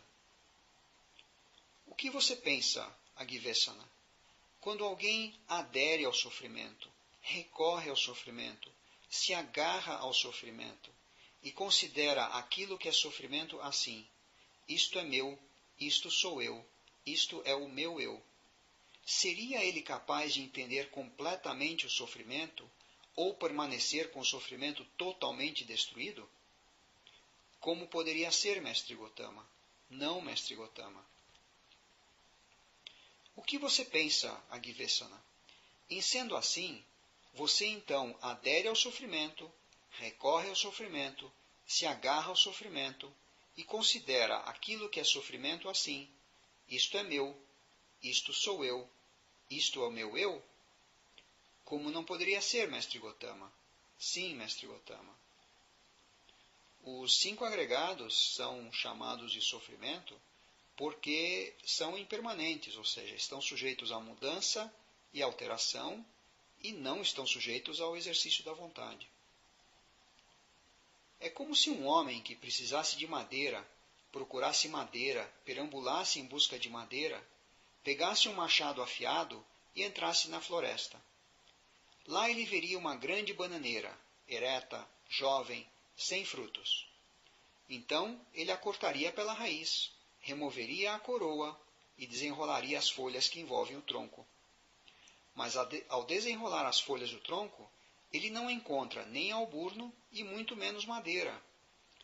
Assim também, Agivesana, quando você é pressionado, questionado e interrogado por mim acerca da sua afirmação, você se revela vazio, oco e equivocado. Mas foi você quem fez esta afirmativa perante a Assembleia de Vesali. Eu não vejo o contemplativo ou Brahmane, ou cabeça de ordem, ou cabeça de grupo, ou mestre de grupo, ou mesmo alguém que reivindique ser um Arahat perfeitamente iluminado, que não sacudisse, tiritasse, tremesse e suasse nas axilas, se fosse engajado num debate comigo. Mesmo se eu engajasse um poste insensível num debate, este iria sacudir, tiritar e tremer, se fosse engajado num debate comigo. Então, o que posso dizer de um ser humano? Agora, na sua testa, há gotas de suor, e estas encharcaram o seu manto superior e caíram no solo. Mas no meu corpo agora não há suor. E o abençoado revelou o seu corpo com a tez dourada para toda a assembleia. Quando isso foi dito, Satyaka, o filho de Niganta, permaneceu sentado em silêncio, consternado, com os ombros caídos e a cabeça baixa, deprimido e sem resposta. Então, Dumuka, o filho dos Lichavis, vendo Satyaka, o filho de Niganta, em tal condição, disse para o abençoado: Um símile me vem à mente, mestre Gotama. Explique o que lhe vem à mente, Dumuka. Suponha, venerável senhor, que não distante de um vilarejo ou cidade houvesse uma lagoa com um caranguejo. Então, um grupo de meninos e meninas saíssem do vilarejo ou cidade, indo até a lagoa, entrassem na água e tirassem um caranguejo da água e colocassem sobre a terra firme. E sempre que o caranguejo estendesse uma perna, eles a cortassem, quebrassem e esmagassem com paus e pedras. De modo que o caranguejo, tendo todas as pernas cortadas, quebradas e esmagadas, seria incapaz de regressar à lagoa. Da mesma forma, todas as contorções, entortaduras e vacilações de Satyaka, o filho de Niganta, foram cortadas, quebradas e esmagadas pelo abençoado. E agora, ele não é capaz de novamente se aproximar do abençoado para debater. Quando isso foi dito, Satyaka, o filho de Niganta, disse: Espere, Dumuka, espere. Nós não estamos conversando com você. Aqui estamos conversando com o mestre Gotama. Então ele disse: Deixe essa nossa conversa, mestre Gotama, ficar como a conversa de contemplativos e brahmanes comuns. Isso foi só tagarelice, eu penso. É interessante observar que o Buda discursou para Satyaka o mesmo ensinamento que ele deu para os seus 5 primeiros discípulos, sendo que, naquela ocasião, os 5 discípulos se iluminaram.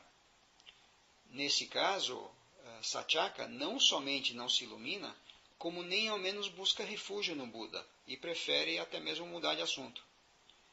E essa é mais uma demonstração que algumas pessoas, mesmo estando frente a frente com o Buda, não são capazes de assimilar a profundidade dos ensinamentos do Buda.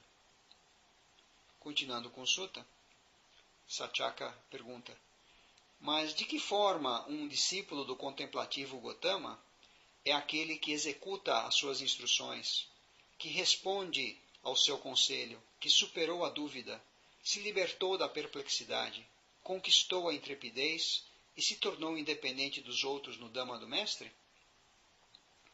Essas são as características de um Seka. E um Seka é aquele que realizou pelo menos um dos 3 primeiros caminhos supramundanos, experimentando por si mesmo os ensinamentos do Buda, e dessa forma tornando-se independente dos outros. Os 3 primeiros caminhos supramundanos são aquele que entrou na correnteza, ou Sotapanna em Pali, aquele que retorna uma vez, Sakadagami em Pali, e o que não retorna, Anagami em Pali. O Arahat, que equivale ao quarto caminho supramundano, será mencionado a seguir. Continuando com Sutta, o Buda responde: aqui, Agivesana, qualquer tipo de forma material, quer seja passada, futura ou presente, interna ou externa, grosseira ou sutil, inferior ou superior, próxima ou distante. Um discípulo meu vê toda a forma material como na verdade ela é, com correta sabedoria assim. Isto não é meu, isto não sou eu, isto não é o meu eu. Qualquer tipo de sensação, qualquer tipo de percepção, qualquer tipo de formação, qualquer tipo de consciência, quer seja passada, futura ou presente, interna ou externa, grosseira ou sutil, inferior ou superior, próxima ou distante. Um discípulo meu vê toda a consciência como na verdade ela é, com correta sabedoria assim. Isto não é meu, isto não sou eu, isto não é o meu eu. É dessa forma que um discípulo meu é aquele que executa as minhas instruções, que responde ao meu conselho, que superou a dúvida, se libertou da perplexidade, conquistou a intrepidez e se tornou independente dos outros no Dhamma do Mestre.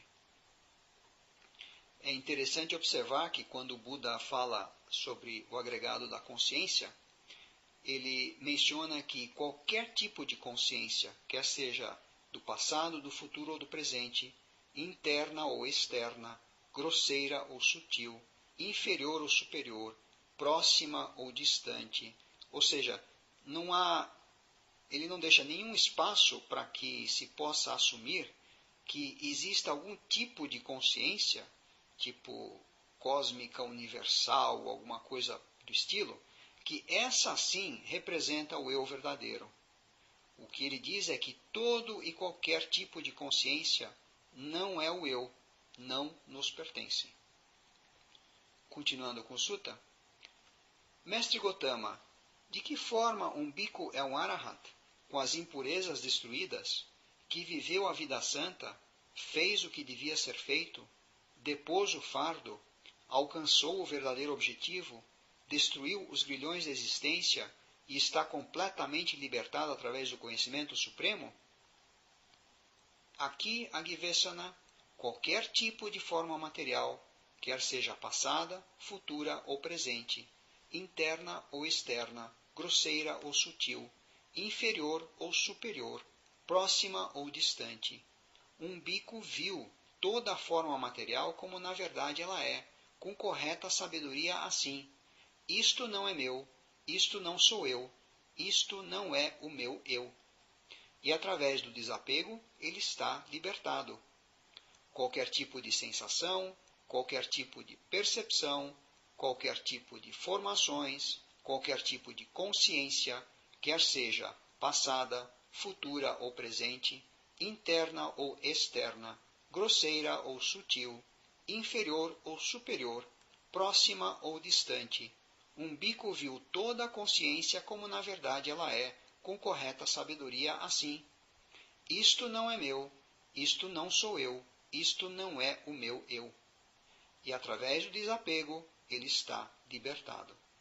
É desta forma que um bhikkhu é um arahat, com as impurezas destruídas, que viveu a vida santa, fez o que devia ser feito, depôs o fardo, alcançou o verdadeiro objetivo, destruiu os grilhões da existência e está completamente libertado através do conhecimento supremo. Como foi visto antes, o Seka possui o entendimento correto do não-eu. Já o Arahat não somente possui esse entendimento, como também o empregou para erradicar todo o apego. Essa é a palavra-chave nesse parágrafo: desapego. Através do desapego, ele está libertado. Continuando com Sutta, quando a mente de um bhikkhu está assim libertada, ele possui 3 qualidades insuperáveis: a visão insuperável, a prática do caminho insuperável e a libertação insuperável. Insuperável significa que não pode ser melhorado, que não pode ser modificado e que não pode ser revertido. Quando um bhikkhu está assim libertado, ele ainda honra, reverencia e venera o Tathagata assim. O abençoado é iluminado e ele ensina o Dhamma, tendo como objetivo a iluminação. O abençoado é domado e ele ensina o Dhamma para cada um domar a si mesmo. O abençoado está em paz e ele ensina o Dhamma, tendo como objetivo a paz. O abençoado cruzou a torrente e ele ensina o Dhamma para cruzar a torrente. O abençoado realizou o Nibbana e ele ensina o Dhamma para realizar Nibbana. Tathagata é o epíteto que o Buda empregava com mais frequência para referir a si mesmo. Tata significa assim ou tal. A segunda parte, agata, significa vir. No entanto, a palavra gata significa ir. Há muito debate se o significado de Tathagata é assim ido, tata gata, ou assim vindo, tata agata. Os comentadores em Pali explicam o Tathagata como aquele que veio para o nosso meio, trazendo a mensagem do imortal, para o qual ele foi através da sua própria prática do caminho. No Loka Sutta, da coleção Itivuttaka, o Buda expande um pouco o significado de Tathagata. O link para esse sutta está na página do podcast. Continuando com o sutta, quando isso foi dito, Satyaka, o filho de Niganta, respondeu: Mestre Gotama, fomos atrevidos e imprudentes em pensar que poderíamos atacar o mestre Gotama num debate. Um homem poderia atacar um elefante louco e se sentir seguro. No entanto, ele não poderia atacar o mestre Gotama e se sentir seguro. Um homem poderia atacar uma massa de fogo incandescente e se sentir seguro. No entanto, ele não poderia atacar o mestre Gotama e se sentir seguro. Um homem poderia atacar uma terrível cobra venenosa e se sentir seguro. No entanto, ele não poderia atacar o mestre Gotama e se sentir seguro. Fomos atrevidos e imprudentes em pensar que poderíamos atacar o mestre Gotama num debate. Que o abençoado, junto com a sanga dos bhikkhus, concorde em aceitar a refeição de amanhã. O abençoado consentiu em silêncio. O Buda permanece impassível e sereno. Em outros suttas, o Buda menciona que quem critica ou quem elogia apenas está criticando ou elogiando os 5 agregados, e não há por que ficar agitado com os elogios ou as críticas. Continuando com o sutta. Então, sabendo que o abençoado havia consentido, Satyaka, o filho de Niganta, se dirigiu aos Lichavis. Ouçam, Lichavis, o contemplativo Gotama, junto com a sanga dos bhikkhus, foi convidado por mim para a refeição de amanhã. Vocês poderão me trazer qualquer coisa que considerem ser adequada para ele. Então, quando a noite terminou, os Lichavis trouxeram 500 pratos cerimoniais de arroz com leite como oferenda de alimentos. Então Satyaka, o filho de Niganta, preparou vários tipos de boa comida no seu próprio parque e anunciou a hora para o abençoado. É hora, mestre Gotama, a refeição está pronta.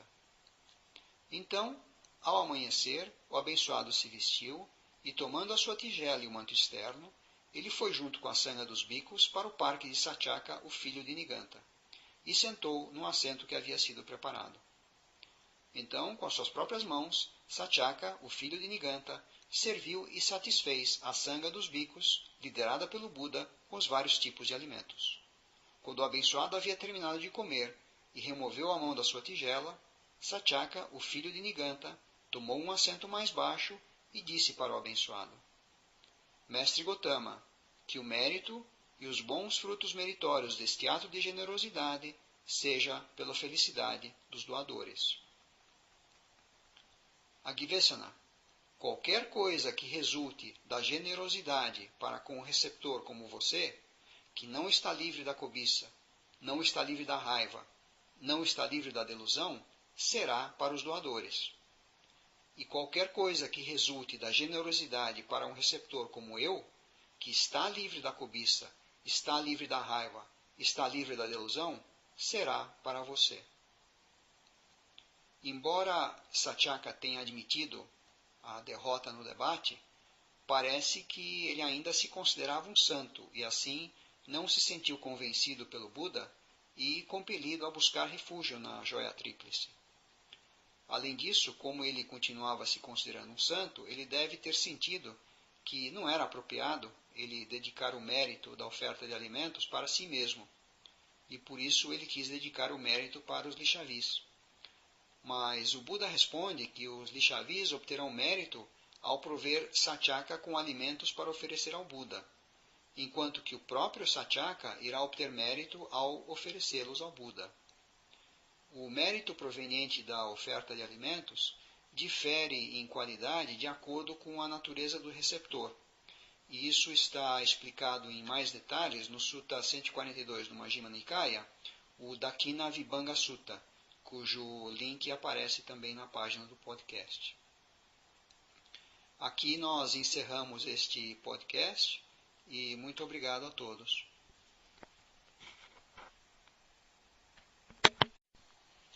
Bem-vindos a todos a mais este podcast do Acesso ao Insight. Hoje nós vamos estudar o Sutta número 35 do Majjhima Nikaya, o Chula Satyaka Sutta, ou o Pequeno Discurso para Satyaka. Em certa ocasião, o abençoado estava em Vesali, na grande floresta, no salão com um pico na cumeira. Agora, naquela ocasião, Satyaka, o filho de Niganta, estava em Vesali, um polemista e hábil orador, considerado por muitos como um santo. Na época do Buda, tal como ocorre hoje, havia muitas religiões distintas, e Satyaka era um discípulo de Mahavira, cuja religião era conhecida como Niganta, sendo que nos dias de hoje é mais conhecida como jainismo.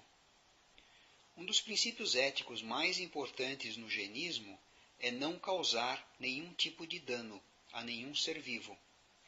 E devido a esse princípio ético, Satyaka era considerado por muitos como um santo. Continuando com o Sutta, ele estava fazendo a seguinte afirmação perante a Assembleia de Vesali.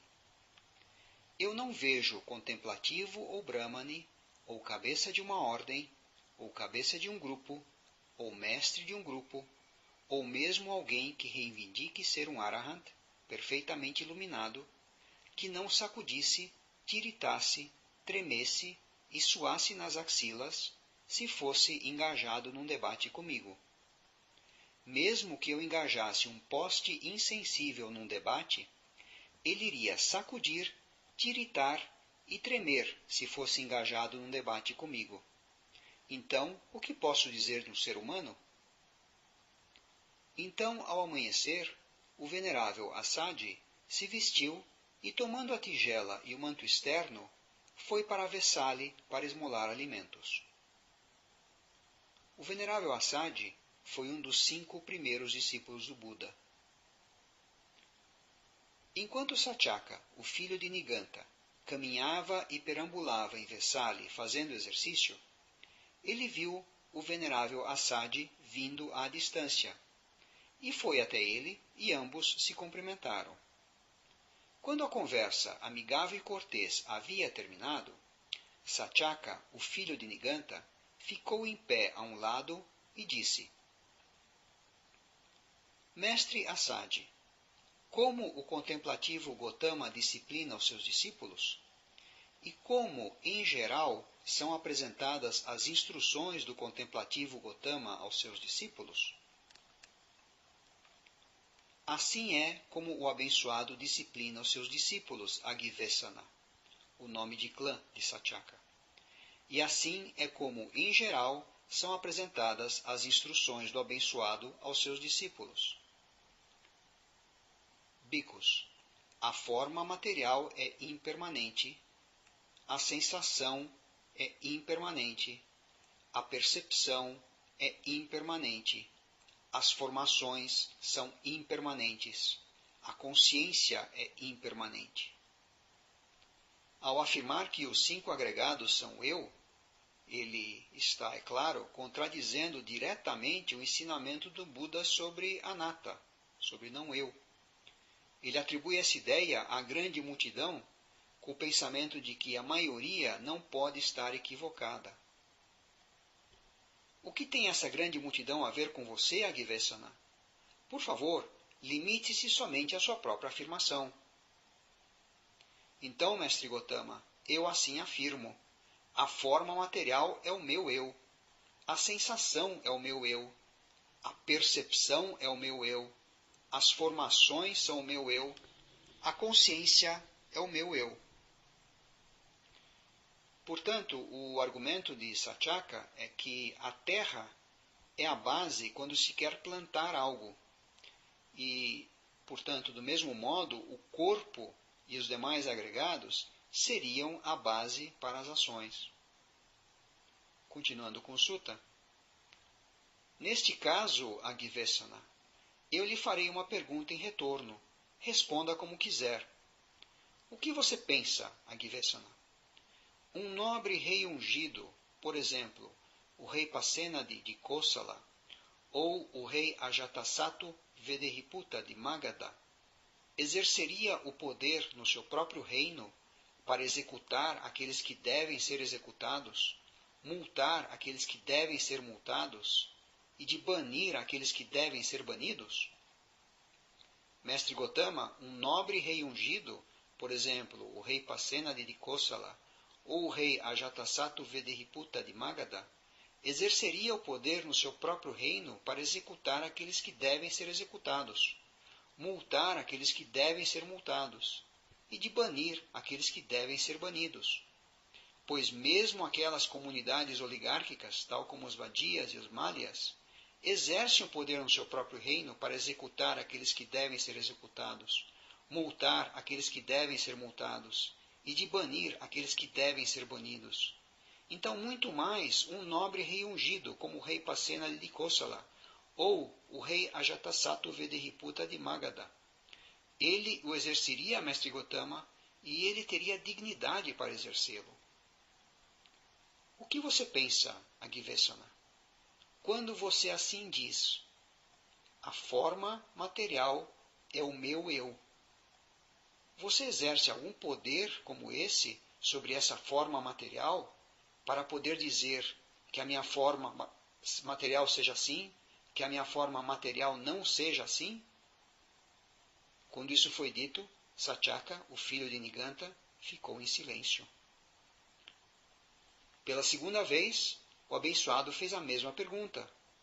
E pela segunda vez, Satyaka, o filho de Niganta, ficou em silêncio. Então o abençoado disse, Agivesana, responda agora. Agora não é o momento de ficar em silêncio. Se alguém for questionado com uma pergunta razoável pela terceira vez pelo Tathagata e ainda assim não responder, a sua cabeça se partirá em 7 pedaços no mesmo instante. O Buda, neste caso, sugere que os agregados não são o eu, aqueles que eram os seus discípulos, até outros que não conheciam o Buda ou até mesmo que desconfiavam dele. Quando Satyaka, o filho de Niganta, havia sentado, ele disse para o abençoado, eu faria uma pergunta ao mestre Gotama acerca de um certo tema, se o mestre Gotama concedesse o favor de uma resposta à minha pergunta. Pergunte o que você quiser, Agivesana. Como o contemplativo Gotama disciplina os seus discípulos? E como, em geral, são apresentadas as instruções do contemplativo Gotama aos seus discípulos? Assim é como disciplino os meus discípulos, Agivesana. E assim é como, em geral, são apresentadas as instruções aos meus discípulos. Bhikkhus, a forma material é impermanente. A sensação é impermanente. A percepção é impermanente. As formações são impermanentes. A consciência é impermanente. Bhikkhus, a forma material é não eu. A sensação é não eu. A percepção é não eu. As formações são não eu. A consciência é não eu. Todas as formações são impermanentes. Todas as coisas são não eu. Um símile me vem à mente, mestre Gotama. Explique o que lhe vem à mente, Agivesana, o abençoado disse.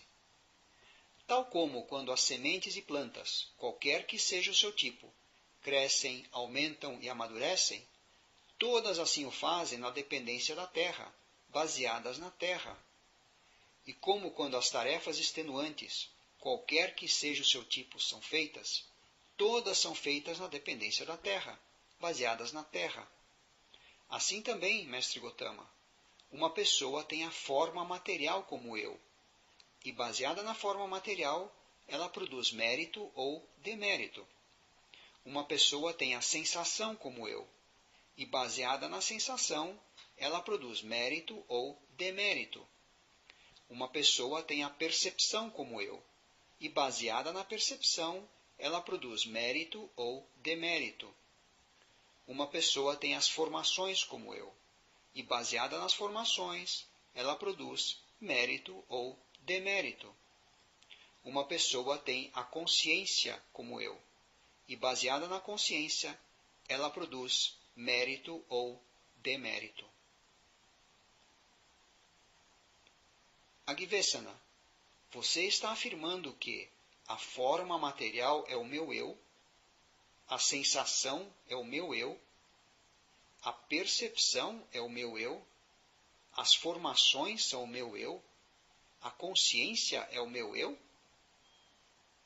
Eu assim afirmo, mestre Gotama. A forma material é o meu eu, a sensação é o meu eu, a percepção é o meu eu, as formações são o meu eu, a consciência é o meu eu, e assim também o faz esta grande multidão.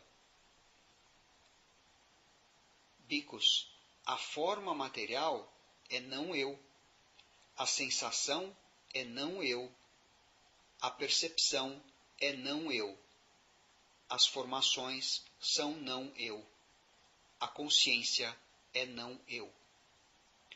Todas as formações são impermanentes, todas as coisas são não eu. Este resumo da doutrina do Buda apresenta apenas duas das três características, ou seja, a impermanência e não eu, e omite a segunda das três características, que é dukkha, ou sofrimento.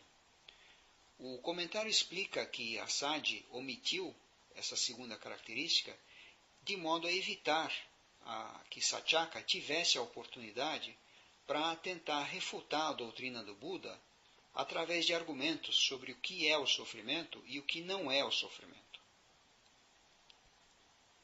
Assim é como o abençoado disciplina os seus discípulos, e assim é como, em geral, são apresentadas as instruções do abençoado aos seus discípulos. Se isso é o que o contemplativo Gotama afirma, de fato, ouvimos algo desagradável. Talvez, em alguma ocasião, possamos encontrar com o mestre Gotama e ter uma conversa com ele. Talvez possamos fazer com que ele abandone essa ideia maléfica. Nos suttas, em geral, quando se faz referência a contemplativo Gotama ou mestre Gotama, é uma maneira de identificar aqueles personagens que não são discípulos do Buda, nesse caso, Satyaka. Agora, naquela ocasião, 500 lixavis haviam se reunido no salão de assembleias para tratar de negócios. Vesali não era uma monarquia, mas sim era governada por uma assembleia, e lixavis se refere aos habitantes de Vesali. Então Satyaka, o filho de Niganta, foi até eles e disse: Venham, bons lixavis, venham. Hoje haverá uma discussão entre eu e o contemplativo Gotama. Se o contemplativo afirmar perante mim aquilo que foi afirmado perante mim por um dos seus discípulos famosos, o bico chamado Asadi, Então, da mesma forma como um homem forte é capaz de agarrar os pelos de um carneiro peludo e arrastá-lo para cá e para lá e arrastá-lo em círculos, assim, em debate, eu irei arrastar o contemplativo Gotama para cá e para lá e em círculos. Da mesma forma como um forte cervejeiro é capaz de arremessar uma peneira grande num tanque de água profundo e, agarrando-a pelos cantos, é capaz de arrastá-la para cá e para lá e em círculos, assim, em debate, eu irei arrastar o contemplativo Gotama para cá e para lá e em círculos. Da mesma forma como um forte cervejeiro é capaz de tomar um filtro pelos cantos e agitá-lo para cima e para baixo e dar-lhe pancadas, assim, em debate, eu agitarei o contemplativo Gotama para cima e para baixo e darei pancadas nele. E da mesma forma como um elefante sexagenário é capaz de mergulhar num lago profundo e desfrutar o jogo de lavar o cânhamo, assim eu desfrutarei o jogo de lavar o cânhamo com o contemplativo Gotama. O comentário explica que as pessoas jogam esse jogo de lavar o cânhamo quando estão preparando o tecido de cânhamo. Elas amarram um punhado de cânhamo virgem, o imergem na água e o golpeiam sobre uma tábua à esquerda, à direita e no meio. Um elefante real teria visto esse jogo e, mergulhando na água, absorveu a água com a tromba e a espargiu sobre a barriga, os dois lados do corpo e a virilha. Venham, bons Lityavis, venham. Hoje haverá uma discussão entre eu e o contemplativo Gotama. Após o que, alguns Lityavis disseram: como poderá o contemplativo Gotama refutar as afirmações de Satyaka, o filho de Niganta? Ao contrário, Satyaka, o filho de Niganta, irá refutar as afirmações do contemplativo Gotama. E alguns Lityavis disseram: quem é Satyaka, o filho de Niganta, para poder refutar as afirmações do abençoado? Ao contrário, o abençoado irá refutar as afirmações de Satyaka, o filho de Niganta. Então, Satyaka, o filho de Niganta, foi junto com 500 Lityavis ao salão com um pico na cumeeira na grande floresta. Como pode ser observado, alguns Lityavis tinham dúvida se o Buda seria capaz de fazer frente a Satyaka em debate, enquanto que outros tinham confiança no Buda. Esse número de 500 Lityavis não deve ser tomado literalmente, mas sim como uma indicação de que era um grande número de pessoas. Continuando com o Sutta. Agora, naquela ocasião, muitos bhikkhus estavam caminhando para cá e para lá ao ar livre. Então Satyaka, o filho de Niganta, foi até eles e perguntou: onde está o mestre Gotama agora, senhores? Queremos ver o mestre Gotama. O abençoado foi para a grande floresta, Agivesana, e está sentado à sombra de uma árvore para passar o resto do dia. Então Satyaka, o filho de Niganta, juntamente com um grande número de Lityavis, entrou na grande floresta e foi até o abençoado. Eles se cumprimentaram e, depois que a conversa amigável e cortês havia terminado, ele sentou a um lado. Alguns Lityavis homenagearam o abençoado e sentaram a um lado. Alguns trocaram saudações corteses com ele e, após a troca de saudações, sentaram a um lado. Alguns ajuntaram as mãos em respeitosa saudação e sentaram a um lado. Alguns anunciaram o seu nome e clã e sentaram a um lado. Alguns permaneceram em silêncio e sentaram a um lado. Essa descrição aparece em vários suttas e mostra as várias formas que o Buda era cumprimentado. E essas várias formas indicam o grau de relacionamento de cada pessoa com o Buda, desde